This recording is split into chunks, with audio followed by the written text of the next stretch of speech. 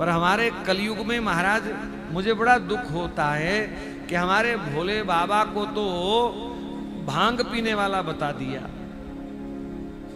पता नहीं, मुझे शास्त्र में कहीं एक पंक्ति ऐसी बता दीजिए कि भोले बाबा चिलम पीते थे, भोले बाबा भांग रगड़ रगड़ करके खाते थे।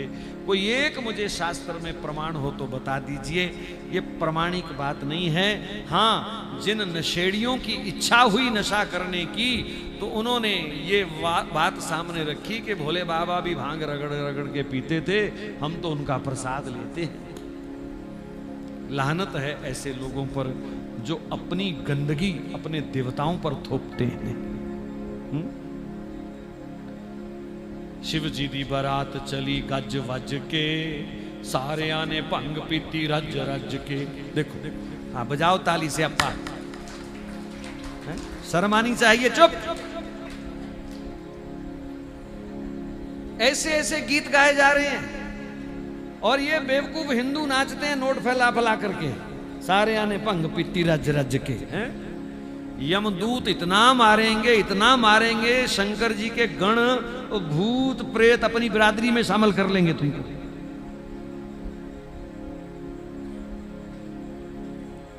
ऐसे गाने ना गाओ ना गाने दो। समझे कि नहीं समझे? पाप है ये, भजन नहीं है, ये बर्बादी है आध्यात्मिकता की, ये सत्यानाश है सनातन धर्म का। और ऐसे ठेकेदार केवल वाहवाही लूटने के लिए, नोट इकट्ठे करने के लिए ऐसे ऐसे गीत बना करके, और लोग पहले ही नशेड़ी हैं, नशे वाली बातें उनको बड़ी अच्छी लगती हैं।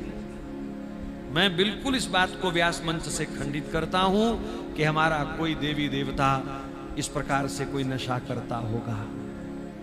नहीं जी, देवता सोमरस पीते थे, सोमरस मैंने शराब पीते थे।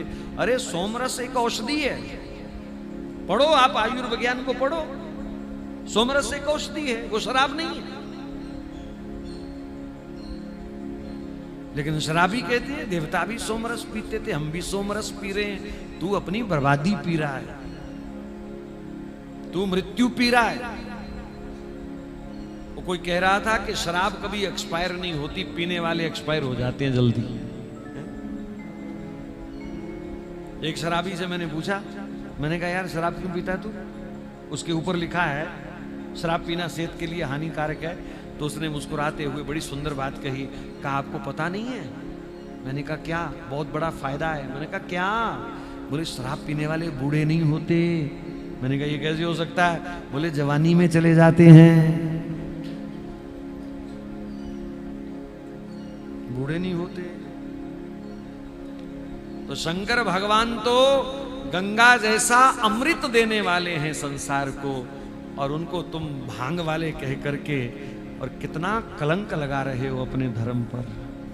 वो गंगा देने वाले। हाँ ठीक है, अगर किसी को शौक है शंकर जी की नकल करने का तो पहले वो हलाहल विष पी के दिखाए मुझे, क्योंकि वो भी तो शंकर जी ने पिया है ना, कालकूट विष पिया है। अगर तुम भोलेनाथ की नकल करना चाहते हो तो पहले कालकूट विष पे की दिखाओ ना, इतना सा मोहरा खिला के दिखाओ, खा के दिखाओ मुझे, एक बूंद ही लेके दिखाओ। उन्होंने तो प्याला भर के पिया था। वो इतना खतरनाक विष था कि पीते पीते 2-4 बूंदें नीचे गिरी जो सांप बिच्छुओं ने खाई, और आज तक लाखों वर्ष हो गए उनका जहर समाप्त नहीं हुआ। पीढ़ी दर पीढ़ी वो विष, इतना भयंकर वो विष था। तो जो लोग ये कहते हैं कि शंकर जी भांग पीते थे इसलिए हम भी पी रहे हैं, तो देवता जी पहले शंकर जी की तरह विष पी के दिखाओ, कैलाश पर नंगे बैठ के बर्फ में तप करके दिखाओ। अगर ऐसी तुम्हारी औकात है, माँ का दूध पिया है तो करो, उसके बाद मैं घोट के दूंगा तुम्हें बादाम डाल करके, लो अब भांग पियो। पता नहीं किसने ये सब प्रपंच चलाए, गलत है, अपराध है। शंकर जी ने गंगा दी है, गंगा जैसा अमृत हमको दिया है, ना कि भांग जैसा विष।